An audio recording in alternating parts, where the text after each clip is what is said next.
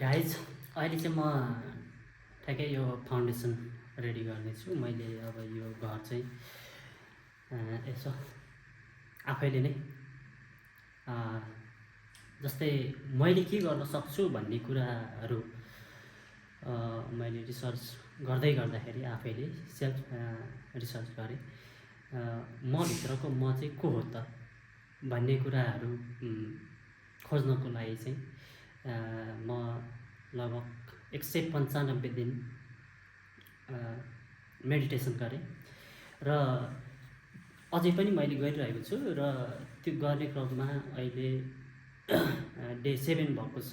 Day 7 मा मैले त्यो रिसर्च गर्दाखेरि अलिकति म आफू डिसिप्लिन भएर अगाडि बढ्दै गर्दाखेरि मैले अहिले भिडियो बनाइरहँदाखेरि मैले जे पाउनु पर्ने हो त्यो मैले पाएँ। तपाईको खुसी तपाईँ आफै नै हो, अरू कोही पनि होइन। Happy journey. Thank you.